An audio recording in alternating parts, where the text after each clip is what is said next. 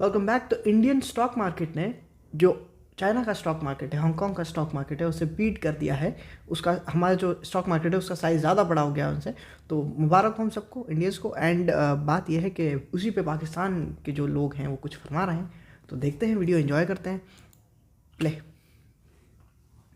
खबर ये आ रही है कि इंडिया ने हांगकांग को ओवरटेक किया है, हांगकांग को पीछे छोड़ दिया है इंडिया ने। और ब्लूमबर्ग ये खबर दे रहा है कि इंडिया की स्टॉक मार्केट अब दुनिया की 4th लार्जेस्ट स्टॉक मार्केट बन गई है और हांगकांग को बीट कर दिया है, हांगकांग की स्टॉक मार्केट को बीट कर दिया है इंडियन स्टॉक मार्केट ने। ब्लूमबर्ग के अलावा दुनिया भर के मीडिया आउटलेट्स इस खबर को सब पब्लिश कर रहे हैं और ब्लूमबर्ग में हमें जो खबर मिलती है उसके मुताबिक ये बताया जा रहा है कि India overtakes Hong Kong as world's 4th largest stock market.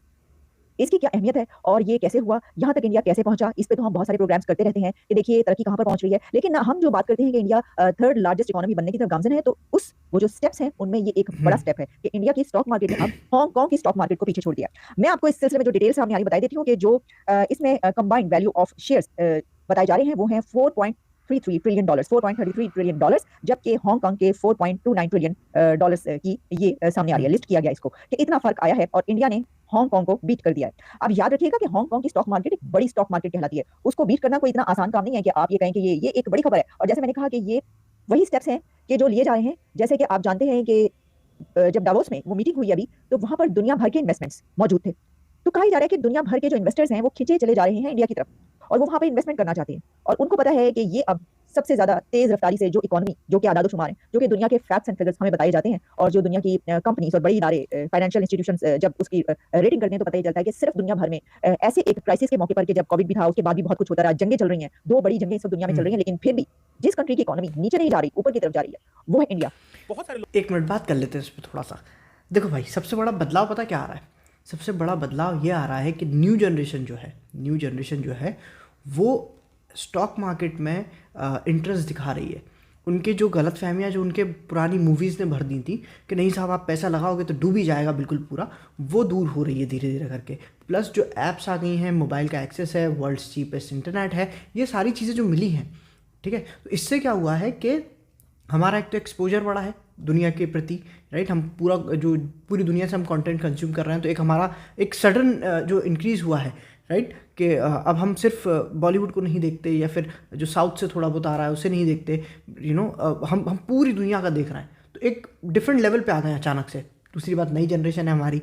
और दूसरी एक और इम्पॉर्टेंट बात यह है कि कहीं ना कहीं ऐप्स आने से, इंटरनेट आने से और मोबाइल का एक्सेस होने से लोगों में एक डिफरेंट तरीके की माइंडसेट आ गया है, राइट। आप यकीन नहीं मानेंगे, ऐसे लोग जिन्हें पढ़ना नहीं आता, ये मैं फैक्ट बता रहा हूँ, जैसे जिन्हें पढ़ना नहीं आता, मज़दूर हैं, जो मतलब काम करते हैं, वो भी स्टॉक मार्केट से, शेयर मार्केट से 2-2 हज़ार 3-3 हज़ार रुपये कमा रहे हैं महीने के। I am serious.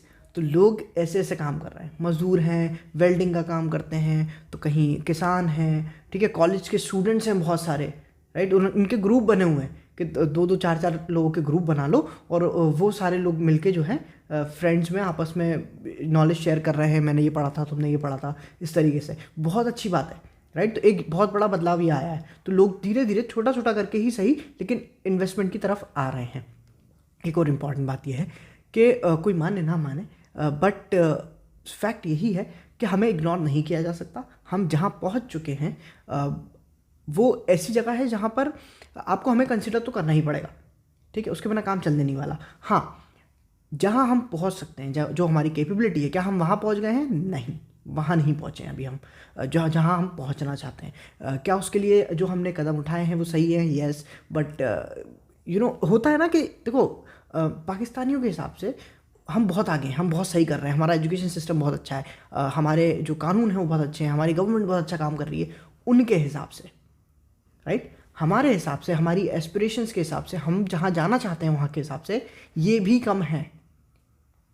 समझ रहे हो? मतलब फ़र्क देखो कि अगर नॉर्मल इंसान एक जिम में जाके वेट उठाता है तो वो उसके लिए बहुत बड़ी बात है, बट अगर वही सेम वेट अगर या उससे थोड़ा सा ज़्यादा वेट अगर कोई प्रोफेशनल बॉडी बिल्डर या कोई अच्छा इंसान, मतलब जो फिट इंसान हो, वो उठाए, तो वो इम्प्रेसिव नहीं लगेगा, क्योंकि उसकी कैपेबिलिटी के हिसाब से वो और ज़्यादा उठा सकता है ना। तो हमें वो करने की ज़रूरत है। तो फिलहाल इतना ही, आगे चलते हैं। प्ले। लोग ये कह रहे हैं कि मोहम्मद बिन कासिम से लेके गजनवी तक और बाबर से लेके औरंगजेब तक बहुत सारे लोग आए और उन्होंने जो है वो एक और जमाना था, लेकिन अब एक नया जमाना आ गया 500 साल बाद, और ये जो कंस्ट्रक्शन ऑफ ग्रैंड टेंपल है ये उसकी बुनियाद एक रखी गई है। तार साहब, कहा यह जा रहा है कि ये जो अयोध्या है that is going to be Vatican of Hindus, और भले श्रीलंका हो, भले जो नेपाल हो, मॉरिशस हो, बहुत सारे ममालिक के जो लोग हैं अब वो यहाँ पे आया करेंगे। एक पाकिस्तान का भी इसमें मौकफ है, जारी बात है, लेकिन तार साहब पाकिस्तान का काय का मौकफ है बे? सॉरी, पार्डन माय लैंग्वेज, काय का मौकफ है तुम्हारा? तुम्हें क्या लेना देना? इनका मौकफ ज़बरदस्ती आ जाता है बीच में। भाई आई अंडरस्टैंड कि इंडियन मुस्लिम्स का पर्सपेक्टिव है उस पर, ठीक है, दैट इज़ फाइन, वो हमारा इंटरनल मैटर है, ठीक है, वो पर्सपेक्टिव दें ना दें। बहुत सारे तो मौलवी गए भी थे, बुलाया भी था उन्हें, और जो है बहुत सारे लोगों ने सपोर्ट भी किया, ठीक है ना, बहुत सारे लोगों ने एक्सेप्ट कर लिया, कुछ लोगों ने नहीं किया, दैट इज़ फाइन, वो हमारे घर का मसला है, ठीक है। तुम्हारा काहे का पर्सपेक्टिव पे? आगे चलते हैं कि सारे का सारा भारत जो है वो नरेंद्र मोदी के साथ खड़ा हो गया, पहले डेवलपमेंट इकोनॉमी की, और अब मजहब को वो जो है वो लेके आए हैं, जिसको बहुत सारे लोग एक्सेप्ट कर रहे हैं। आपका इस पे क्या कमेंट्स हैं? How do you see this sir? इसको जरा हिस्टोरिकल लेंस से भी अगर मैं थोड़ा मैं आज अयोध्या मंदिर जो है उसको डिफरेंट लेंस के साथ आज बात करना चाहूंगा। वो लेंस क्या है जिनसे मैं बात करना चाहूंगा अपने देखने वालों के लिए? मैं as a resident of subcontinent, दूसरा as a Pakistani, as a Muslim, और फिर उसके बाद as a student of law, मैं सारे लेंस के साथ इसको डिस्कस करना चाहूंगा। और इस मैग्निफिसेंट इवेंट, इसमें कोई शक नहीं है, $140 बिलियन खर्चा है उस पे। और उस बल्कि इस पे बात करने से पहले मैं मोदी साहब ने जो वहां पे इस सेरेमनी का ओपनिंग जो चीजें थी उस पे उनकी स्पीच बड़ी सुनने वाली। उन्होंने कहा this is not an opening of a mandir, this is the beginning of a new era.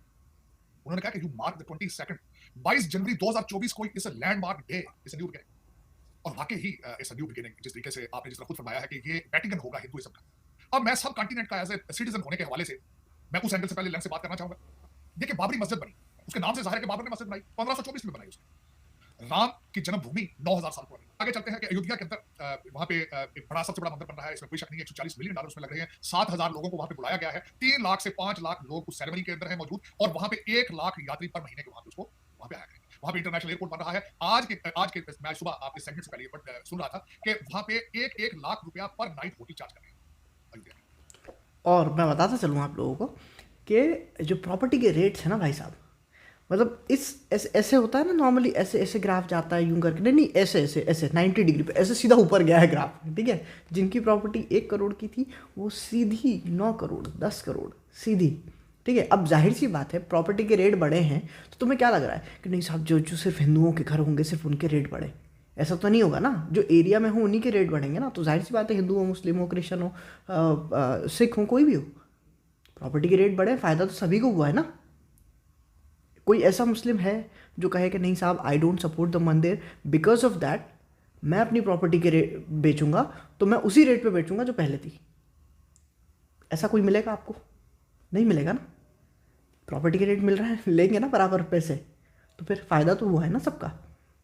हाँ, दैट इज़ फाइन कि आप किसी चीज़ से डिसएग्री कर सकते हो, that is fine, that's your perspective. बात यह है कि भाई मस्जिद की भी जगह दे दी है, उसका भी डिज़ाइन बड़ा अच्छा है, ठीक है, वो भी अच्छी बन रही है, उसमें लाइब्रेरी और हॉस्पिटल भी है। मुझे थोड़ी सी होप दिख रही है अगर इन्होंने सीरियसली ले लिया और सही तरीके से बना लिया तो that will be a big good step कि चलो आपने एक लाइब्रेरी उसके अंदर जोड़ दी, राइट, बिकॉज 97% लिटरेसी है, एक अच्छा मैसेज जा सकता है, तो ये बहुत अच्छी बात है। एंड होपफुली एंड मुझे लगता है ऐसा कि जब मंदिर का उद्घाटन होगा, जब वहाँ पर जो ओपनिंग होगी तो वहाँ पर भी बहुत सारे लोग जाएंगे, ऐसा नहीं है, अगर आप बुलाओगे तो जाएंगे डेफिनेटली, राइट। तो यही है, पाकिस्तानियों का क्या है भाई, उनका काहे का पर्सपेक्टिव और उनका काहे का मौक़िफ़ भाई रखो तुम अपने पास, तुमसे पूछ कौन रहा है, ठीक है। हाँ, हमारे इंटरनल मसले हैं, ठीक है, दैट इज़ फाइन, वो हमारा अपना है, वो हम देखते रहेंगे, सुलझाते रहेंगे। बट देखो, एक बहुत अच्छी बात मैं आपको बताऊँ जाने से पहले, एक अमेरिकन से किसी ने पूछा था कि this is what people think about you, लोग आपके बारे में ऐसे सोचते हैं। उसने कहा कि जो ये जिनका आप ओपिनियन बता रहे हो क्या वो अमेरिकन है? तो उसने कहा नहीं। तो कह रहा है I don't give a F about कि वो मेरे बारे में क्या सोचते हैं, मुझे फ़र्क पड़ता है कि अमेरिकन पब्लिक क्या सोचती है, राइट। इसे बोलते हैं सेल्फ कॉन्फिडेंस, अपने आप में आत्मविश्वास, कि भाई तुम क्या बोल रहे हो आई डोंट केयर, इंडियंस क्या बोल रहे हैं दैट आई केयर, क्योंकि मैं इंडियन हूँ, इंडिया की बात हो रही है, इंडियंस क्या कहते हैं that will be taken into consideration. बाकी कोई क्या बोल रहा है यार, अपने को क्या करना, तुम बोलते रहो वहाँ बैठ के, हु केयर्स, है ना। तो यही बात है। एंड मिलते हैं दूसरे वीडियो में, लाइक शेयर सब्सक्राइब करना मत भूलना, एंड इनके चैनल को भी करना, मैं लिंक डिस्क्रिप्शन में डाल दूंगा। देखो उनकी भी मेहनत है, कहीं ना कहीं उन्होंने भी एडिटिंग की होगी, ढूंढा होगा, देखा होगा, राइट। तो वो भी काम कर रहा है। क्यों किसी का मतलब ऐसा करना, किसी को ऐसा ना करें कि अरे यार उठा के डाल दिया है, नहीं। दैट इज़, देखो हर इंसान की अपनी मजबूरी होती है, हर इंसान के पास अपनी कैपेबिलिटी होती है, हर इंसान के पास सबकी अपनी जिम्मेदारियाँ होती हैं, राइट। तो एकदम उठ के ओपिनियन देने से अच्छा है कि if you like the content please support it, if you don't that is fine, that is your personal जो भी बोलना चाहो, ठीक है। तो प्लीज़ लिंक मैं डिस्क्रिप्शन में दे दूंगा, प्लीज़ जाके इसे सब्सक्राइब ज़रूर करें, ठीक है। तो मिलते हैं दूसरे वीडियो में, अपना ख्याल रखें।